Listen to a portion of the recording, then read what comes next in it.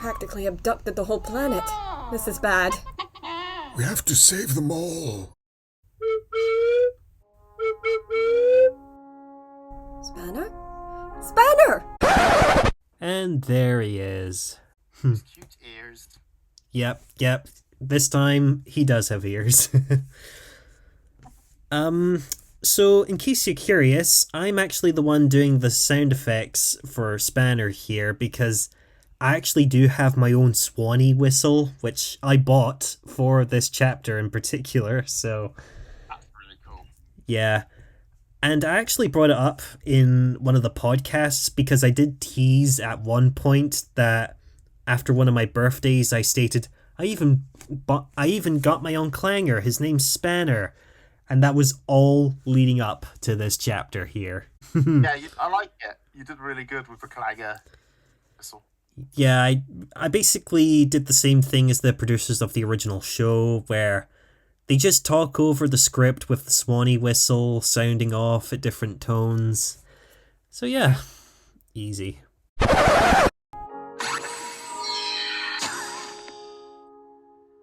Oh heavens, I thought we'd never see you again. Emotional shot for me because Twilight is so happy to Yeah. save them in this. Like, I felt like this was the most, like, you know... Yeah, I figured what I mean? Twilight would be the most emotional out of the Nowhere Companions, because she and Malcolm release all the creatures from their cages, and seeing how K&S talked about Spanner being apart from him, and finally getting them reunited. Yeah. Mm-hmm. Spanner plushie coming to you soon. Be nice to us, the BBC, if that's even allowed.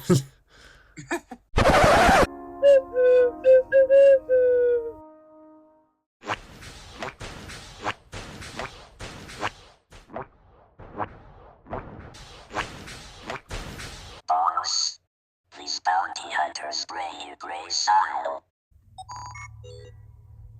Oh, Tara Grondag. Yes, we get to see the side view of Flats. Yeah, now, I wanted to ask, is this why he's called Flat? Yes, exactly, because Flats, as his name suggests, is based on a flatworm. Oh, that's pretty. Never seen a flatworm. Yeah, I know it goes by another name, but I'm not bringing it up here because this is a kid-friendly channel. What? I need to find this out. Let's not focus on that. But anyway, I figured it would be really cool to have this sort of mesmerizing flat character. Like, that's kind of why I first showed him from the side in this scene. Like, oh, what is this thing? That doesn't look like anything intimidating. And then bam, you see him from the front and oh my god, he's freaky. So yeah. I do really like the colour scheme he has. Yeah, I and think it's cool. when it comes to his folds, like his undulating folds at the sides of him, I actually had to make two separate images, like any time he's on screen, just to have him sort of rolling his folds That's cool. in every shot. So, yeah.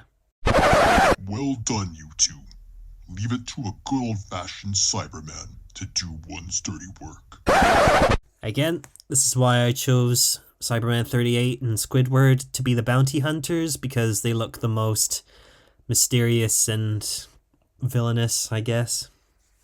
Yeah, definitely. So, Now this is just some feedback, and I don't think it's like this isn't necessarily something you need to listen to, but I'll just point it out. Both times where we've had a side angle of Guile looking at them, well, Guile and the other one, sorry. Guile and Nash. That's it, yeah. Just There's points based on in the dialogue. based on the Street Fighter characters. Oh, yeah. That's where their names come from. That's how you remember it, Guile and Nash. Because I figured I had to find two pairing names for these two guard dogs, and I thought Nash. Obviously, that's a good name for a dog. So Guile and Nash. There we go. That's cool. I like that. Yeah. rewatching it, maybe it's just me being overcritical, I don't know. But, like, there's a couple of points where the pacing could have been, like, a couple of seconds quicker, maybe. Like, when they're growling, like, as soon as they started growling, Flats could have gone, down boy, you know, instead of it growling for, like, 5 seconds and then him saying it. Or just little tweaks like that, potentially. Yeah, I kind of let the length of the video was kind of the last thing on my mind. I was kind of like, oh, okay, let's actually bring this thing to life, see how long it is. And, 19 minutes long. Wow, I really did think this one through. Because I love how long it is and stuff, but there's some things where, like, so you know that bit earlier when Tara first sees Sideman 38, and then Squidward pops in for a random 2 seconds afterwards, when he could have popped in at the same time as Pegasus, and it would have had the same sort of impact. I'm just pointing out little things like that. I actually love this chapter. It's great.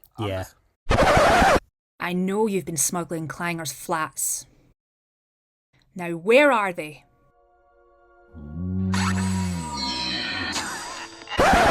So yeah, if you've ever played Skyrim, you'll recognize the music playing in the background.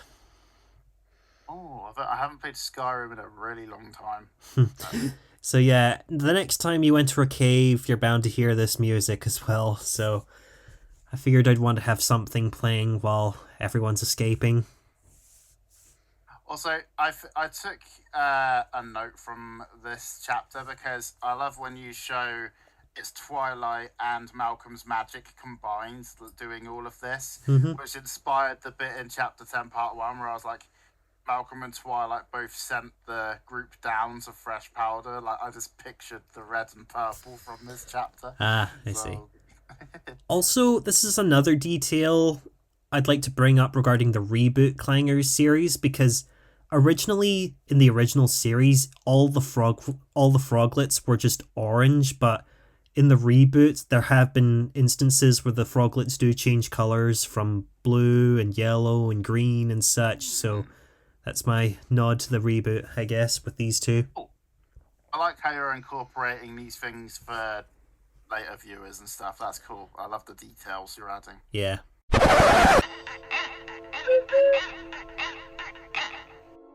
Okay, that's everyone out. Now don't make a sound. Follow us. So yeah, that's the first shot you see of Malcolm fully standing up in full view of the camera. Oh! Because I didn't realise that. That's cool. Yeah, because every shot you see of him from the side, it's always just his neck or the top half of his shoulders and such. And even if he is in full view, it's always been from the front, so there we go. There's a little worried eyebrow. Yeah.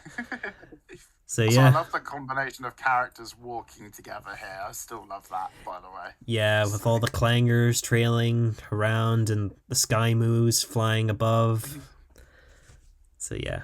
I also really like the little clanger raiding on Twilight's back. I've always found that a really cute image. That is cute. Yeah. I like it.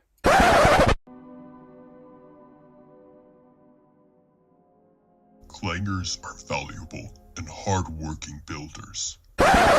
This is interesting, because I realise what you did here, but it only took me till the second time to notice. This is showing that everything's now empty of the cages while he doesn't notice and he's talking to the others, which is quite... Yeah, I kind of realised too late there probably should have been a shot where he was already looking at the everyone in the cages, but then that would have interfered with the rest of the crew discovering their location and such, and so I was like, what's my duty of care in this situation? Yeah. So it works though, because when I see it, my brain tells me there was a shot where they were all in there.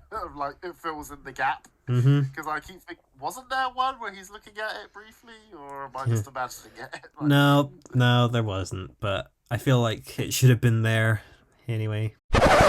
They built this space station for me. And how many had to die to make this place? More than beings you've killed. Yeah. I loved your reaction to that. Like, whew, okay. It's like even Snake staff wouldn't get clangers to build something and let them just die from the work. It's like, I suppose how Flats is a bit more of a villainous character, you know. But Yeah. Also, if you've seen my first Star Scent Files video where I explained Tara's backstory, I like to imagine that in this scene with Flats saying how many clangers died, I like to imagine he's also poking fun at Tara's past, like, this is what led to you working for them. This is why you don't work for your own cops anymore. oh god, yeah, I still need to watch that video, by the way. I was wondering if you wanted me to react to them. Not really. You can just watch them and state your thoughts in the comments. But yeah, I like how the scene turned out, but I feel like I could have worded this better. Like if I reversed it, like it's taken less clangers to die than beings you've killed, Tara. Like I think that would have turned out better, but with that ragtag group of assassins. Regardless, one day I saw the light. If I become the sole proprietor of all clanger kind, I'd be the wealthiest being in the universe. So, I've acquired almost everything from that tiny hunk of rock to create a stable population. You can't do that! The Clanger's home world is too small and delicate as an ecosystem to steal this much from. You're gonna wipe them out! How can I? because Flats doesn't have any arms or legs, I thought he's got to have some way to manipulate items around him, so I thought I'd give him the power to telepathically or telekinetically manipulate objects and suspend them in the air, so anytime you see that dark green aura, Yeah. that's him like grabbing someone or attempting to grab someone. Yeah, I saw it. I kind of had to... That kind of happened so quick before the first time, I didn't catch on if he was the one shooting the green beams or not, but I soon worked it out the second time I watched it. Yeah. I own them all. Ugh! Put me down! Ugh! Sorry about her. She's a big talker. Now then, you two deserve a reward. How much do you wish to be paid? It depends on the currency type.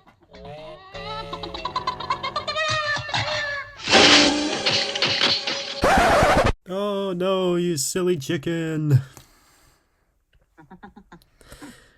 So yeah, if you listen to the original audio telling for this, I kind of made a mistake with the audio telling because the original idea was that Iron Chicken was going to be the one to fall down the stairs, but in my audio telling, I accidentally labeled it as Iron Can as the one who falls down the stairs, which doesn't make sense either way, because it's like, how could he fall down the stairs? He's been flying all this time. But no, Iron Chicken was the one who was originally going to fall down the stairs and alert Flats and co to their scheme.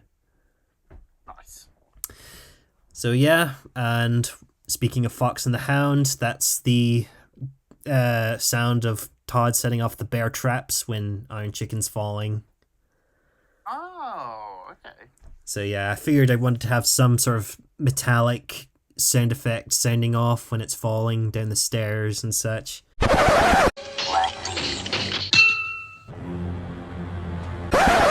Busted. And yes, I know you were laughing a bit when Oculus said "what the" instead of "what the." That's okay. It's funny because I noticed earlier, instead of Rowan saying "V flats," she says "a flats." It kind of switches place. Like, Yeah, but in terms of Ocula saying "what the," there's only so far you can push a text-to-speech program before it slips up. Yeah, it's okay. I wasn't judging it. It's just funny to hear. And also, this little musical cue when everyone's found out. That's from the Golden Compass when Loic kills the other polar bear. Oh. So yeah, dramatic music for a dramatic scene.